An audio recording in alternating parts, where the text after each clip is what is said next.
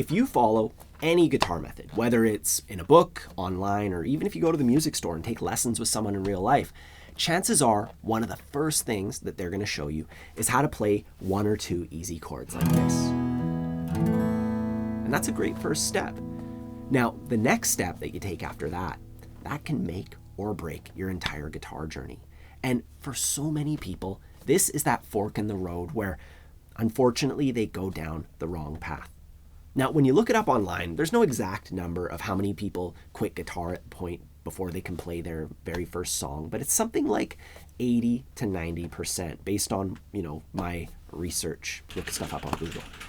But in other words, out of 10 people who start learning guitar, only 1 or 2 get to the point that they actually want to be at, where they're playing songs and, sharing guitar, playing with their friends or whatever. So today, I'm going to show you how to choose the right path, the path to success that worked for me and for every student who ever stepped into my studio. And real quick, before we get to that, if you have not yet signed up for my free crash course, enrollment is open right now. It's completely free. There's no catch. You just make an account on my website and you can join the course. And that takes you through all the basics and actually teaches you songs, because that's ultimately what you want to do. And that's what I'm here to help you accomplish. There's a link in the corner and down below for that. Anyways, like I was saying before, you start off by learning those couple of easy chord shapes. And then the next step after that is the most important thing that will happen in your guitar journey. Your teacher or the method book or whoever, they're going to tell you to learn more chords, learn more and more stuff. And they're going to promise you that you're going to be able to play all these songs using those chords. I hurt myself today. Welcome to the Hotel California. Such when I find myself in times of trouble. Which is logical. That sounds great. It makes a lot of sense. But for most people, that's the wrong path. For the 8 or 9 people out of 10 who are unable to push forward using that method, they're robbed of their opportunity to learn guitar, to play songs around the campfire or during the holidays, because they're told to focus on the wrong thing. You're told that learning more and more techniques, walking bass lines, chord shapes, and strumming patterns, is going to help you eventually learn songs. And the key word there is eventually. You do all this work up front for the hope that one day things will click. But the truth is, once you can play the 2 easiest chord shapes on guitar, you need to start focusing on rhythm and get into playing a song as soon as possible. And when I say rhythm, I don't mean strumming patterns with down and up strokes. I mean, you need to figure out how to infuse every guitar thing you do from now on for the rest of your life. Whatever you practice has to have rhythm in it, or else it's going to be really tough to sound good. And the few people who do get further and further with guitar, that first way, they tend to have a natural sense of rhythm. And the teacher teaching them, the people writing those method books, they all have that natural sense of rhythm. And they assume that everybody can do this stuff as long as they just tap their foot and count to 4, everything's going to come together. But they're taking way too much for granted. And in my experience, as somebody who specializes in helping those other people who need a little bit of extra help getting their rhythm together on the inside, there's one place that's severely overlooked, and that is while you're switching chords.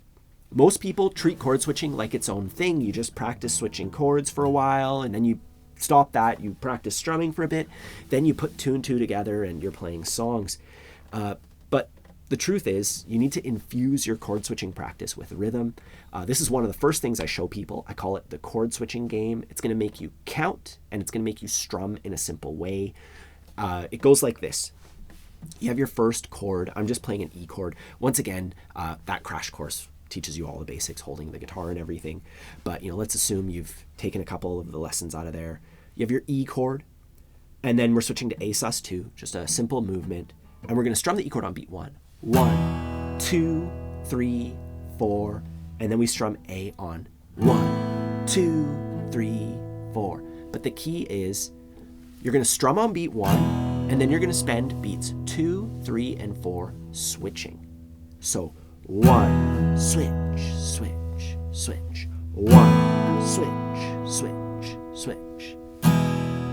And once you're comfortable with that, you move on to round 2, where you strum on beats 1 and 2, and you switch on beats 3 and 4. So 1, 2, switch, switch. 1, 2, switch, switch. And notice that as I'm saying switch, or counting 3, 4, I'm moving my hand in the air. 3, because I want to keep this arm going, you know. And then once you're good with that, you go 1, 2, 3, switch. 1, 2, 3, switch. You know, so more time strumming, less time switching. And you just go through it logically like that until you're strumming 4 times on each chord and switching in that little bit of space between beat 4 and 1. Going 1, 2, 3, 4. Switch. 1, 2, 3, 4. And I switch as my arm comes back up. 1, as my strumming arm comes back up. 4. Switch. 1, 2, 3, 4. Switch. You know, you want everything to fall in and to lock into that rhythm. And once you've gone through it enough, that muscle memory is going to be there. You know, you'll be switching the chords with the rhythm of the song, because the critical mistake that so many people make is they let the chord switching take away their attention from the song, away from the rhythm. They fall out of the rhythm and then they got to get back into it. You know, they're doing their strumming pattern and they switch chords and there's that weird little pause between chords, you know, and this way, our chord switching locks into the rhythm of the song and it makes everything more automatic. It makes your strumming smoother. You know, as you're learning chords, you'll find more people will say this than just myself. Your fingers are going to basically land where they need to land. And the more and more you practice, the more accurate and precise it's going to get. But you don't need to like master the switch before you focus on rhythm. And this step helps you incorporate the switching and the strumming. It's a nice bridge between the two. Now that's it for today. I have much more to show you, so I will be back. I'm going to be doing one of these back to basics episodes every week. But if you can't wait and you just want to go through my simple method for getting started on guitar, I have that crash course. It's completely free. You can sign up in the corner or down below. Or if you just want to dive all the way in, I have a method that will take you from absolute beginner to confident strummer. It's called Learn Guitar Once and For All, and I'll put more information on that down below as well. Don't forget to subscribe if you enjoy learning guitar with me. Have a fun time practicing, and I'll see you soon. Today, to see if I still